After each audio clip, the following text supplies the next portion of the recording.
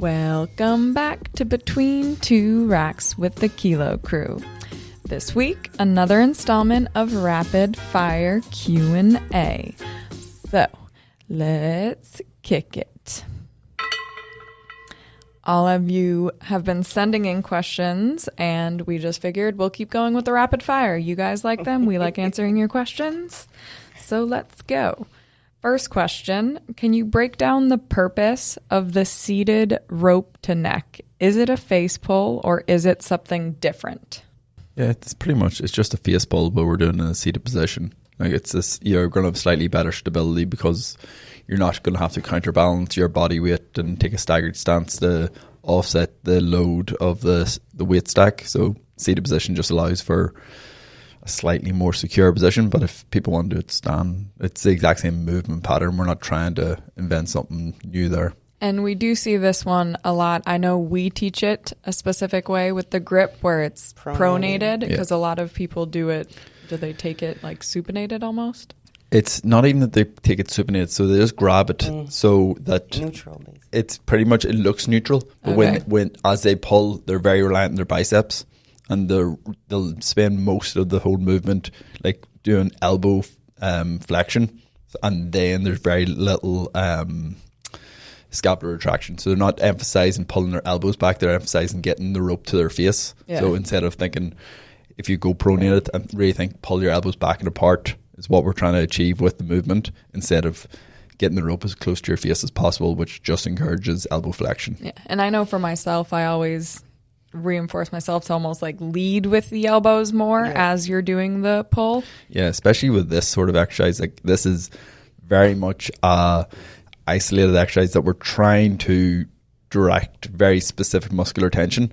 It's not, don't worry too much about the overall load, like really dictate the movement that you're trying to do and emphasize the movement pattern and just allow whatever load you can do with that really strict form to be enough load to achieve the benefits. So within this exercise, I know we do it rope to neck and rope to forehead. Yeah. What do those primarily change? Well, the change from rope to neck to rope to forehead. So rope to forehead is going to really increase the recruitment of the external rotator to the shoulder, because we still want to, your elbows are going to go slightly higher with the rope to forehead, but it's not that you can't really do a rope to forehead with your elbows at forehead level. So your elbows are still going to be a little lower than your forehead, so you're going to have more external rotation. So you're going to recruit that there side of the shoulder a little bit more. So it's just going to have a slightly different recruitment pattern of the full shoulder girdle. But in the end of the day, we're still mostly doing these exercises for a scapular retraction training. Okay. And we're trying to do it so most of the time. I've seen a couple of people do it in a unilateral fashion, but most of the time we're using it for a bilateral stimulus of the scapular retractors in a somewhat isolated fashion. And it's probably because it's going to pair better with whatever the other remedial exercise is. So a very common pairing for us would be a fly variation with a rope the neck or rope the forehead variation. Why? What? Well, they're completely opposite movement patterns. Yeah. So like one is straight up shoulder abduction, the other one's pretty much shoulder. So this is my accent doesn't really lend it well here. So one is abduction, one is adduction. Okay. And the main difference between the road to forehead and road to neck is it's simply a variation in the line of pull. So you have slight different recruitment of the scapular retractor muscles involved in the movement, but it's the same subtle variation you would see between a regular fly and a unrolling fly. Slightly different position of the arm, slightly different recruitment. Like Porik said, the forehead tends to have more external rotation component adjunct to your scap retraction. But at the end of the day, like he said, it's a scap retraction type movement. Okay. Next question. What's your take about asymmetrical splits, 5-day or 10-day microcycle, like how Poliquin used them? In theory, they sound great because it gives time for the muscle to recover in 5 days, but whenever I try following the program, I usually drop off after 2 weeks because it's too hard on my schedule. Now I'm way more consistent with a simpler split, but theoretically, can it ever work with Gen Pop? Do you ever use it with your professional athletes? I mean, theoretically, of course, it can work with Gen Pop, but like this person is saying, the problem with Gen Pop is most Gen Pop have a work schedule, they have family, they have obligations outside of just their training. So to have a training split where the days fall on random days all the time can be a little hard to follow. And it's where it's like body part splits? Yeah, I mean, like Charles's classic would be, he would call it torso, which was chest and back. Then you would have lower body. Then you would have a day off. Then you would have arms and shoulders. Then you would have a day off. Okay. Then it starts over again. So on a week-to-week basis, because it's a 5-day rotation, your torso day, for example, doesn't always fall on the same day. So sometimes you might have Sundays off. Sometimes you need to go to the gym on Sundays. Or like even me, like in my early 20s when I started training with these splits, the problem I had is because as a trainer, I was in the gym all the time, that the first time, like 3 years in, where I finally had Sundays off, the last thing I wanted to do is go to the gym again on Sunday to just do my workout. So it's you need to be very dedicated. Like the training needs to be a huge priority in your life for this to be a sustainable long-term approach. But that being said, like why theoretically it works is physiologically speaking, somebody relatively strong, but not extremely strong, but relatively strong will have enough recovery time with the 5 days to have to basically play around the fitness fatigue paradigm to its full extent. So there's no point, technically speaking, in stretching the rest more, combined with the fact that it's a rather simple split in the sense that you have like a big upper body with your torso, a big lower body with your legs, and then you have a day off. And then it's just arms and shoulders. Yeah. Then you have a day off. So it's like you have 3 days. So you have 2 big days, then you have 3 days of basically active recovery. Then you have 2 big days again. So it's more than enough recovery for strong, like intermediate to advanced trainees. Yeah, like the problem is, like as Steph was saying, like physiologically it definitely works, but in the end of the day, what practically has to override what physiologically is gonna. Because if you don't have the consistency and the buy-in of the client, nothing works. So you need something that's going to really suit them and what they're going to benefit the most from. Yeah, and consistency is key. So if you're more consistent with a simple split, stick to that. Even the athletes didn't like it. The athletes are very, very consistent with knowing what days they want to train. They don't want to train. It doesn't work well with athletes. I mean, I've tried. I was trying like over 120 pro athletes. It doesn't work. But the truth though, and the only reason why I'm saying this is because I've actually seen the programs, but the majority of programs Charles wrote for athletes were upper-lower. The vast majority of them. That's not what's markety when you write an article for something. No, because I've seen like all of the ones he wrote in the early 90s until the late 90s was one upper, one lower that would repeat again during the week. So Monday, Tuesday, Thursday, Friday would repeat. He would do that for 3 weeks for a 3-week meso, but each workout had a 6 exposure, where workout 3 and workout 6 were an unloading session, just like Schmidt-Bleicher proposes, and that's where the whole deload. No, the whole you need 6 exposures before you adapt to, and we also have to remember that back then, when Charles was at the Calgary for the Canadian Olympic Center, the athletes would fly down every 3 weeks, and you would have one day to show the program. Yeah. So for him to write 4 different sessions and hoping that the athlete would go back home and remember, it was not practical. So he would write 1 upper, 1 lower, less exercises to remember. The athlete would go back to like Saskatoon or whatever they're from, and then they would do their 6 sessions, and they would come back. He would gather the numbers. So that's how it was. And to be quite honest, the whole torso, legs off, arms and shoulders off, that really only started happening in 95, 96 when he started writing for Muscle Media 2000, which was a bodybuilding magazine. So, I mean, obviously Charles had to kind of bias his training, if you want, to cater a little bit more to the bodybuilding crowd. That's why it was an arms day. And then like the 5-day rotation still made it so that you still had more frequency than the typical bro split bodybuilding routine of once every 7 days that was promoted by magazines back then. So it was a little different. It was getting a little closer to the frequency of upper lower.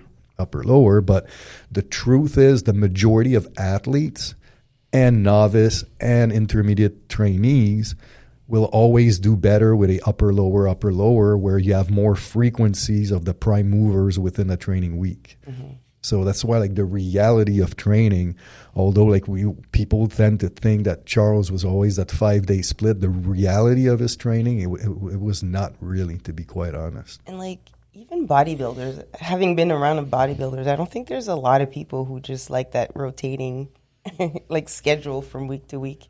Yeah, I mean, even when Larry Vinette was training me, it's always like I can add like a 7. My microcycles were 7 days, and I would train like 4 to 5 times a week within that time frame. Mm-hmm. It was still like split routines, but like it was like every Monday it was the same thing. Yeah, exactly. Yeah. I have a silly question. No silly. So when you say like upper, lower, I know what we do for upper, lower, but in the sense of someone who might train more with like hypertrophy or bodybuilding splits, can it still be when you're saying upper, lower that like the upper is an arms and shoulder day, the lower is like a posterior chain day, and you're still following that upper, lower, or does it never work with that type of split? It can, but this would not what I would consider the optimal training split, simply because most people will do better repeating big multi-joint movements twice a week than you're doing like a press on Monday, and then your Thursday upper workout is a lateral raise and the Scott curl. It's just not as conducive to long-term results. So when you say upper, lower, it is always that like the compound primary movements are dictating that you're calling it upper, lower. Yeah. Okay. Next question. What's something you've changed your mind on in the last few years? For example, I remember several years ago you were dismissive of VBT and was wondering if something has changed your thinking about its value, or the opposite, something you used frequently and have ditched lately. I think what you're... Sorry, can I say something?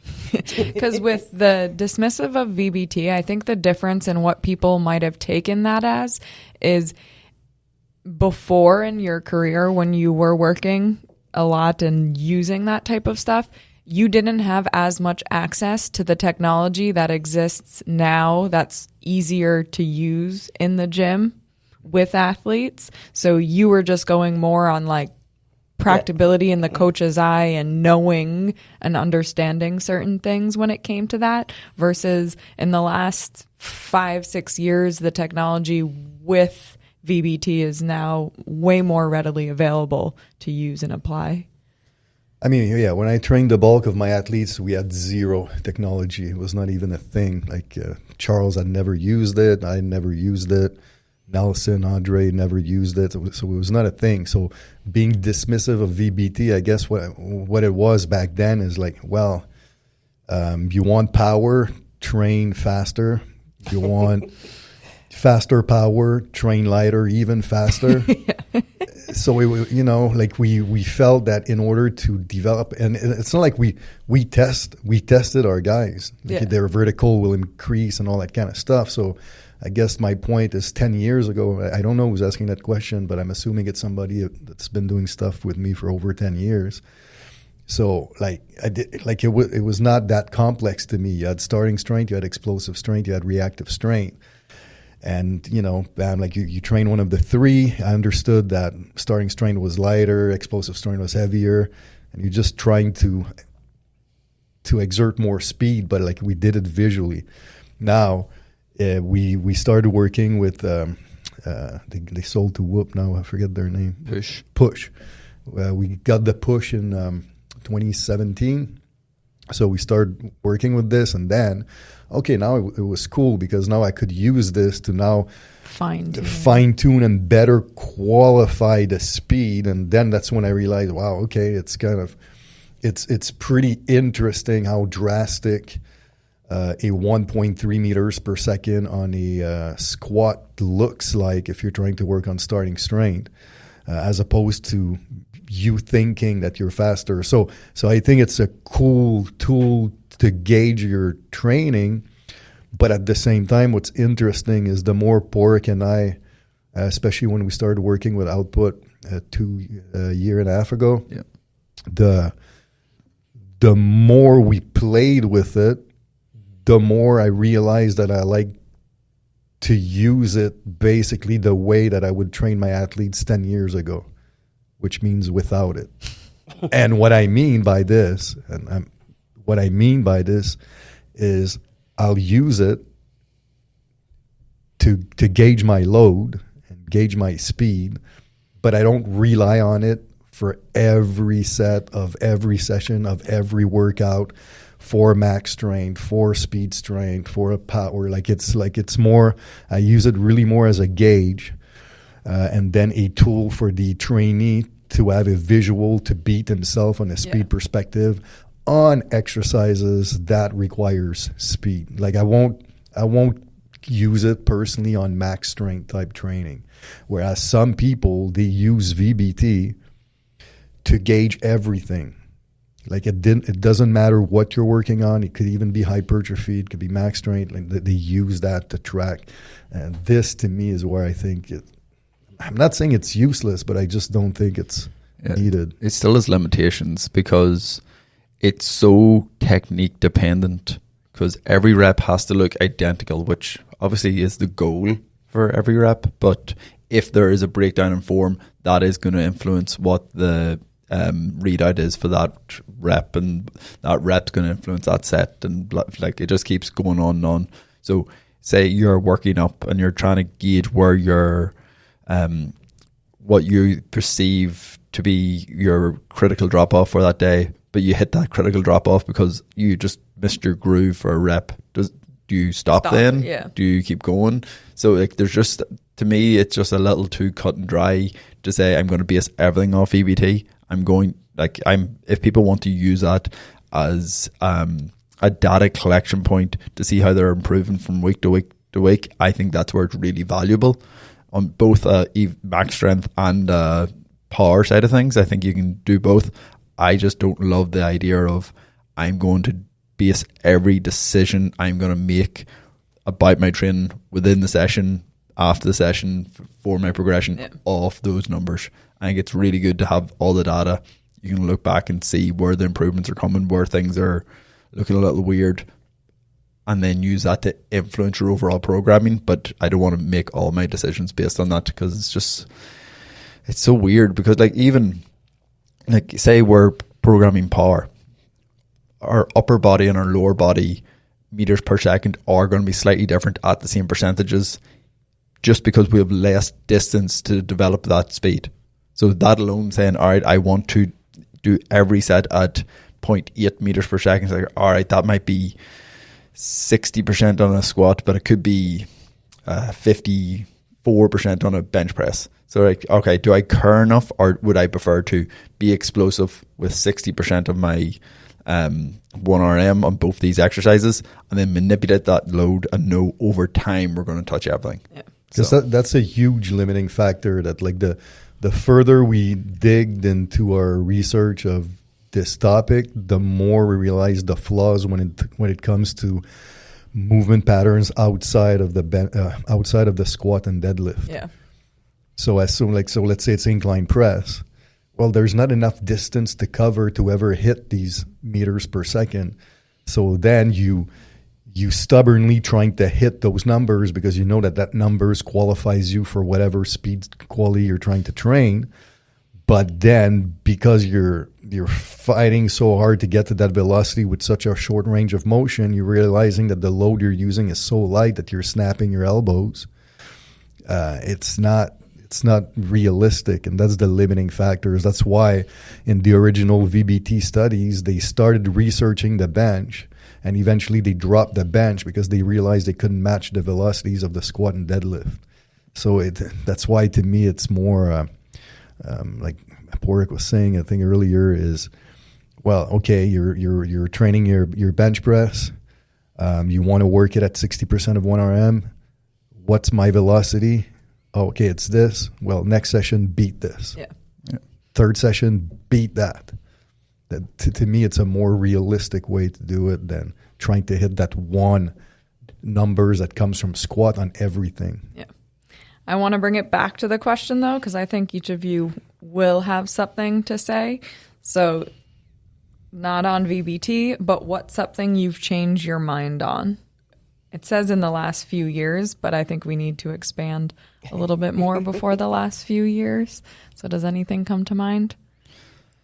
I'd say glute training. That was like the hip thrust and like isolating the glutes is, when I first started, it was really like, we still did squats, we did split squats and all that stuff, but I've really seen. And when you're saying glute training, you're saying physique for the glutes. Yeah. Yeah. Yeah. So, yeah. So I feel like now we really do see a big difference in terms of isolating the glutes and how people can really affect their glute training. And you can't always just be like, oh, I squat well, so I can shape my glutes just with squats, which you can, but you can do it even more exponentially if you really isolate. Yeah. Rick? I think a big one is the importance of like building a base, because for so many years it was just expected to do. So you're going to build a base of strength and endurance of your core musculature. You're going to build a base of hypertrophy. But then it went away so hard there with the really specialized, isolated training sort of view. And so I probably didn't spend as much time emphasizing it when I was younger in my coaching career, because I expected most people to have already developed it. Okay. And now you're like, okay, no one's doing this, so this has to be at the forefront. It's not that I didn't realize it was important. It was like, oh, no one's got this anymore. So This is where we have to spend the bulk of our starting time with if someone's starting from scratch. Yeah, because it sets you up for everything.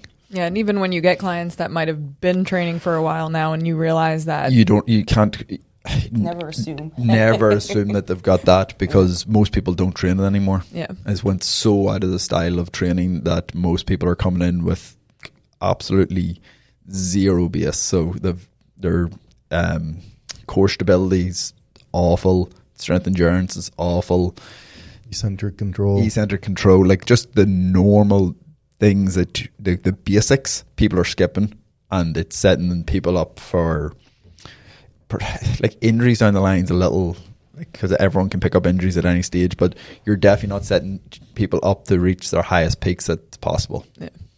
I think for me, one thing, when I started in the industry in 2011, I started working at Poliquin for Poliquin, and I trained in high school. I ate well. I was an athlete, and then I started working with Poliquin, and I started reading all the articles on the website. We couldn't train at the facility when I first started working there. It wasn't allowed. So I got a local gym membership, and I was printing out the articles, and I would just do random workouts that were in the articles at the time. So for me, it was I started in the Poliquin world, and so I started with taking a lot of supplements, and then I quickly got on the bandwagon of eating like 5 meals a day, and I did that for a decent amount of time, and then Stefan and Alex started working at Poliquin, and then things shifted in the office, so then we had the opportunity to train under you guys. So then my training luckily got more structured, but also it was not, and then I started working with Laval because you two did as well. And then it was really cutting down on how many supplements I was taking, and then also not needing those 5 meals. So that's been like for me in the industry, and I still find a lot of people do that or they try that out.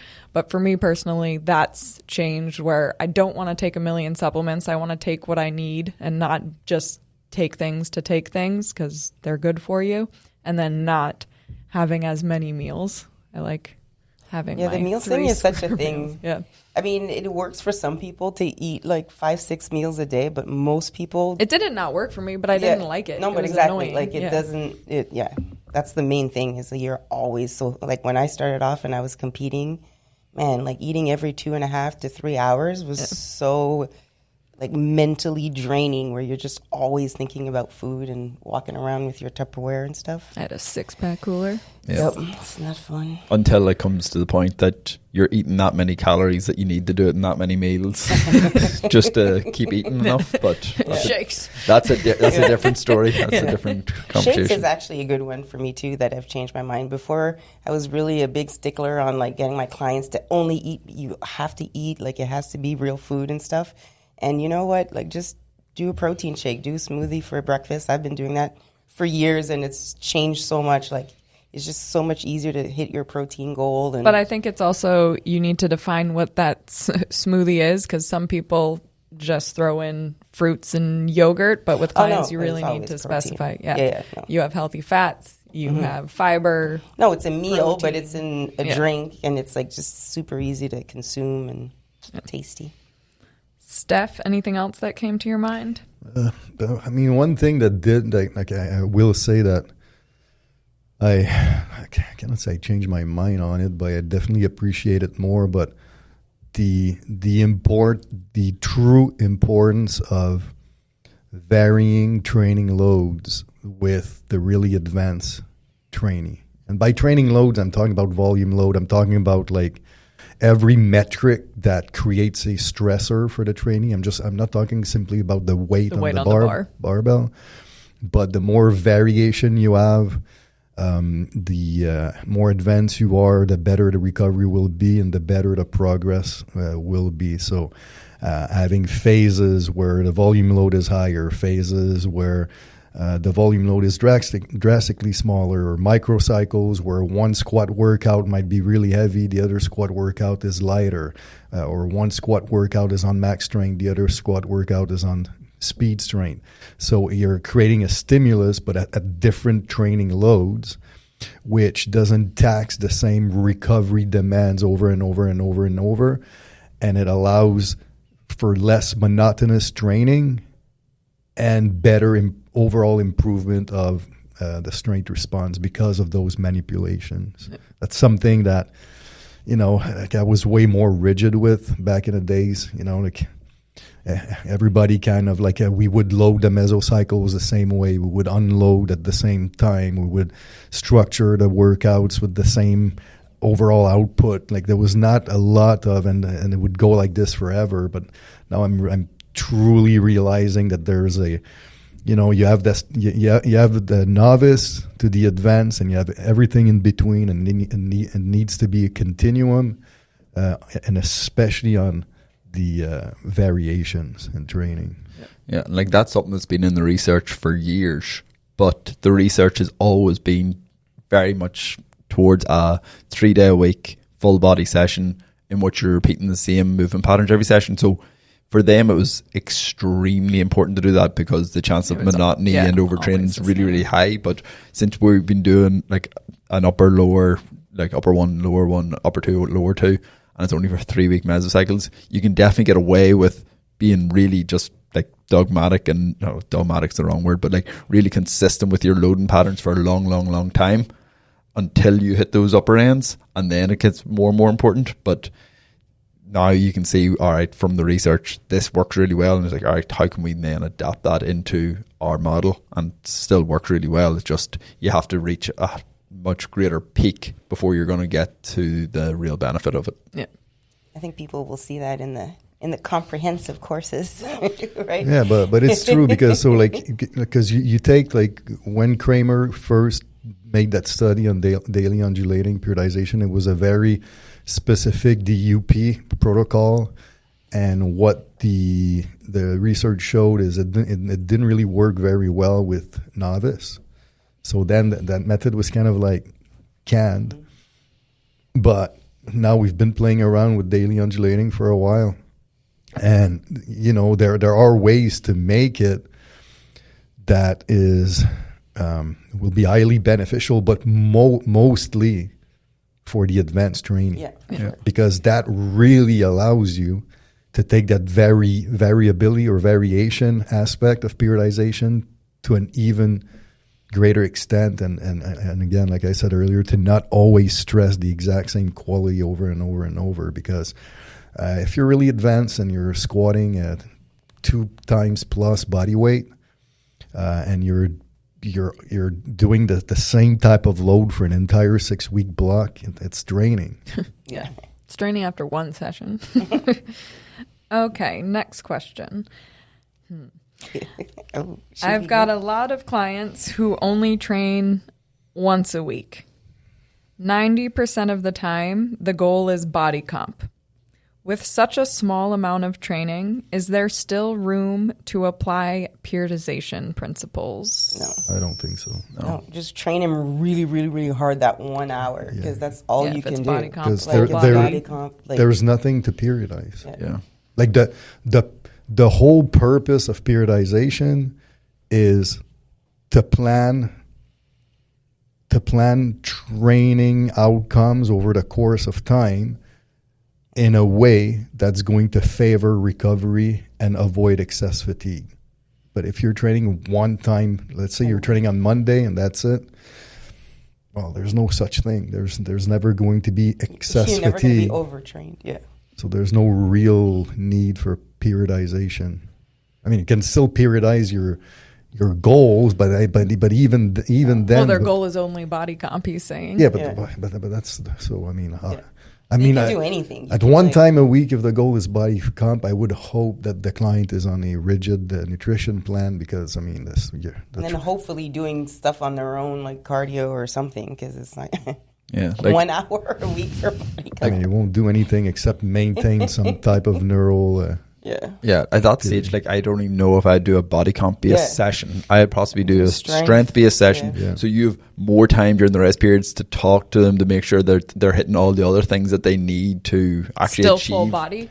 Yeah. Because it's only once a week. It's only once a week, but still full body, but on a very strength orientated thing. So like somewhat like a lot lower volume than body comp style training, but like just touching everything, but giving you time to touch in and see, all right, are they being active throughout the week? Are they doing cardio as well? Are they making sure their nutrition's good? Because that's going to have way bigger of an impact than your one session per week. Yeah. So use it nearly as an active consultation for an hour. Actually, I would think that, like, if they were to train strength, they would get more benefit in terms of, like, maintaining muscle mass, but at least, like, maintaining muscle mass, they'll be able to get stronger a little bit, like, from week improving to week. neural like, skills. at least you're doing that. But if you're just doing body comp for that 1 hour, I would I'd can that. You're not improving, because the problem is the neural metabolic continuum, the more you are in the metabolic side of things, the less physiological factor you're improving, and the shorter term the response is from those. So, like, to have one exposure every 7 days, you'll be hard pressed to improve or increase mitochondria function, increase capillary numbers. Like, it won't really happen. But one stressor per week at high loads to improve intramuscular coordination, at least it's a skill that's going to stay for at least that week. Yeah. You know? And then, so this person is just once a week. When can you truly start applying periodization principles? Like, at what point, how many sessions per week? You can start at 2. Wait, what's the question? If they train twice? So how many sessions per week do they need to do before you can start applying periodization? Yeah. Like, if someone's really strong and they need to cut down to 2 sessions per week for whatever reason, like, you can still apply periodization there and they'll still have some benefit from it. But yeah, no, I think two sessions a week you can start applying the principles. They start to really matter when you get to 3 to 4 sessions a week. Almost takes longer too with the periodization. Yeah, but even if they train once a week, you would still vary, like, the reps. You could. I mean, I think I. Yeah, but varying the reps is not periodization. Per se. But I would still do, like, maybe 6 weeks, like, higher reps and then lower reps. Like, I would still vary it. I still wouldn't do, like, 10 reps for life. Even if it's one. Sure. But like, it's just. I mean, they're not going to get great results either. Yeah. Even twice a week, you can start thinking about it. Yeah. But again, at the same time, it's not like there's no super great need for fatigue management at 2 times per week. Yeah. Next question. Have you guys used the Kilo system to develop certain muscle groups for a competitive bodybuilding client? Example, lacking shoulders or glutes. How would you approach the programming? Well, I don't know who that person is. I don't know what education they've done, but I would suggest they do the hypertrophy specialization course, and during the accumulation phases with the metabolic-based training methods, then you target specifically the lagging body parts. That would be the simplest, most straightforward way to do it. Because the answer is definitely yes. Like, competitive bodybuilding client, I know you've had a few clients, and you have clients that are just, like, obsessed with bodybuilding, and you apply the Kilo system. Well, I mean, the greatest example is Martin in Belgium, who came and learned hypertrophy specialization in 2018 in California, went back, started applying it with competitive bodybuilders because that's all he trains. Yeah. And they started having success and all that stuff. And that's the reason actually why we have so many Belgian students, because Martin started telling other coaches that he learned that from Kilo. So then coaches became curious and started to come. But yeah, so that was straight up the Kilo hypertrophy specialization, and then the accumulation phases, because there's more volume and more total number of exercise per body part, then it really allows you, if you need to target specific muscles. Yeah. And then even within the new body comp course, which isn't necessarily like competitive bodybuilding, that's not what the purpose of that course was, you have programs that are dedicated towards certain body parts as well. And then the approach for the programming within that class is really cool because it's more like exercise selection, the structure of the sessions. Next question. What are your thoughts on intermittent fasting for fat loss while strength training?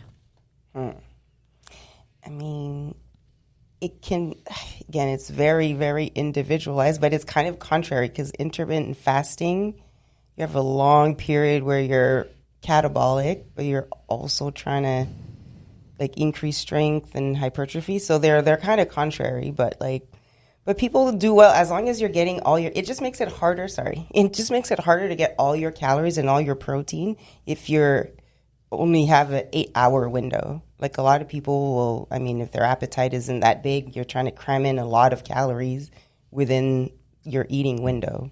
My thoughts on it always go back to when I do Prolon, which is a fast mimicking diet. And the whole thing is not training while you're doing the fasting. Intermittent fasting is time restricted feeding. Yeah. So you're not necessarily eating less. Yeah, you're not fasting. Yeah, you're not fasting. I mean, you're fasting for a longer period of time, but you're not. I mean, for people who don't track and who don't like the average person, you're like, skip breakfast. Well, then they were going to eat less calories throughout the day. So yeah, they can get like fat loss and more of a fasting type of thing. But if you're just restricting your feeding, you're not necessarily reducing your calories. Okay. So it's a hard one to talk on a blanket statement because like Alex said, if you don't track anything and you skip breakfast, by default you're consuming less calories, so it makes it easier to lose fat. But at the same time, if you're a client that's stressed out of his mind, has really, really poor sleep, and then you do a saliva test and the cortisol is off the chains in the morning, well, then skipping breakfast a healthy thing or not? Is it like in the long run? Is it helping him? Yeah. Probably not. It's too specific to. So and then it also, intermittent fasting doesn't teach good habits, and like success and strength training and body comp is so like routine and based that. But if you, let's say, so the question was if. With strength? No, if you can lose fat. What are your thoughts on intermittent fasting for fat loss while strength training? Yeah, because all the studies show there's no benefit over intermittent fasting as long as the calories are equated. Yeah. So it's not needed. Like that is, at the end of the day, it's just not needed. If you equate your calories, do it whatever way you want. But if it's going to add one more stressor to your life, probably don't do it. If you're naturally don't like to eat breakfast, keep not eating breakfast. But then the other thing that people don't consider is like your eating window, if you really want to maximize your training, should be during the day. Yep. So it should be like around your training. So if you train at noon, then try to have your eating window start maybe 4 hours before you train and then end 4 hours after. And then, but people want to do it. They want to not eat when they're at work and then eat when they're home, which is not ideal. I think it's just tricky with using it with some clients if they don't fully have a plan or they're not going to follow a plan, because then you're just fasting, and then if they're not controlling and they don't know how much they're eating, they'll just end up eating more. And is there a certain time frame that then qualifies it for intermittent fasting? Like, what's the duration of time? 12 hours is like the minimum, but a lot of people, like, the goal is like an 8-hour eating window and a 16-hour fast. But what's funny though is because I remember in 2018 in Berlin they had the World Intermittent Fasting Summit thing. I wondered what you were going to say. This is actual. and it's like, so what came out of that symposium, and it was all like world leaders in the field of, was that exactly what you said. So the threshold of health to benefit from intermittent fasting is 12 hours. And they show that the advantage in terms of longevity, insulin sensitivity, or whatever, to stretch it to 16 compared to 12 is insignificant. So they're like, so at the end, aim for a 12-hour fast, and you're good to go. But guess what 12-hour fast is? Just normal eating like our parents did.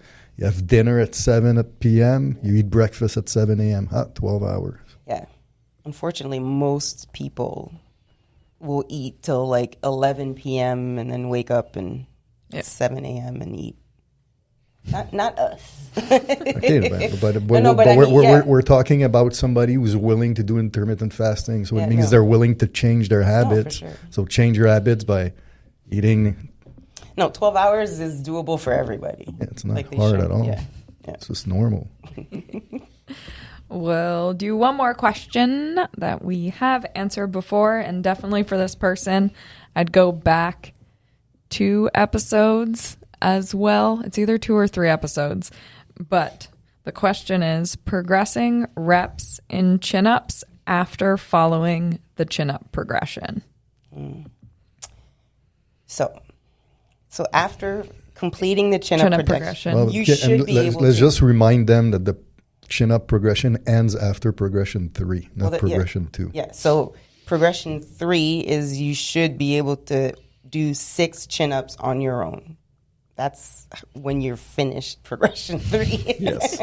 So then you start, so let's say you're doing 5 sets. So your aim is to get 6 reps on each set. But you won't do that the first. Well, no, but they should be able to. No, if they can only do one set of 6. Oh, if they can only do one set of 6. So 4 reps each set. Yeah. So then you kind of you scale it back a little bit, and then let's say if you're doing 3 sets, then you do 4 reps 3 times. Then the next session, you add 1 rep to the whole session. So you'll do 5 reps on the first one, 4 on the second, 4 on the third. And then the following time, then you add another rep. So it's 5, 5, 4. So you really build from session to session by just adding 1 rep. Across the sets. The sets. And I just want to reinforce the fact that this progression and the rep progression that Alex is talking about is done twice a week. Yeah, it's really hard to increase the amount of reps you can do on chin-ups if you're doing it once a week. It's not enough total exposure. Yep. Unless you're doing like a ton of sets. And even then, it's not even as productive. Yeah. Mm-hmm. But progression 3, because to me, that's the one that people mess up the most. They finish progression 2, the client can do 1, they think they've won. Okay, boom, we're done. But no, at that point, now the client does as many as they can on their own. Maybe it's only 2 reps. But then the coach spots just enough so that the person can do 6 total with the help of the spotter. So maybe the first time it's 2 on their own, 4 with the spotter. And then eventually it's 4 on their own, 2 with the spotter.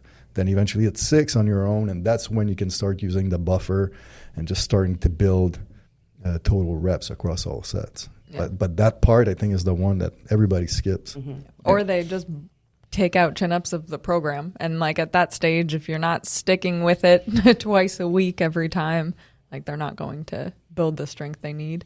Because if the person can only do 1 or 2 chin-ups on their own, and then you program for that person, and the phase is supposed to be 5 by 6, well, you know that it means that the person will be doing 5 by 2 or 5 by 1. So then the total reps will be anywhere from 5 to 10 total reps. That's not enough rep volume to elicit anything. Yep. So then it becomes a waste of time. Well, I have to answer one more question because I feel bad for this person. So this person asks, how can I be part of the platform for the courses? I live in the Dominican Republic. Is there way I can take the courses online? What?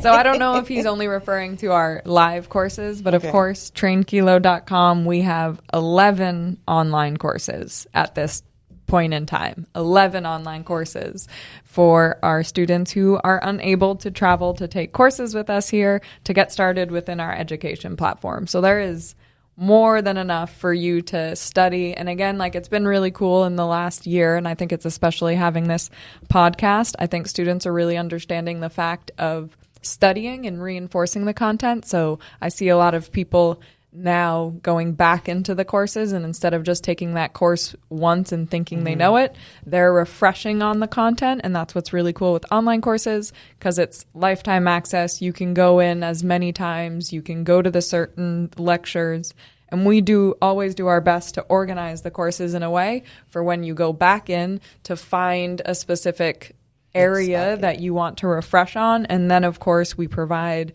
the badass resources at the end of every online course, so they have the tools all of the time to reinforce. But again, there's nothing like actually listening to the lecture again, because not everything that we say in the lectures is found. Santo Domingo, it's an hour 50 minutes. Yeah. It's not, it's not that far. It's not that far. And it's like the same weather, so you don't have to like be shocked when you get over here. Okay. Keep the questions coming. We didn't answer every question that we had sent in over the last couple of weeks, so send in more and we'll keep the rapid fire Q&As coming. And again, if you have a specific topic that you think you want us to dive into, just pop that into the question and just label it topic and then what the topic is. Thanks for tuning in. Please give us a like, subscribe, share it while you're listening to it. See you next week.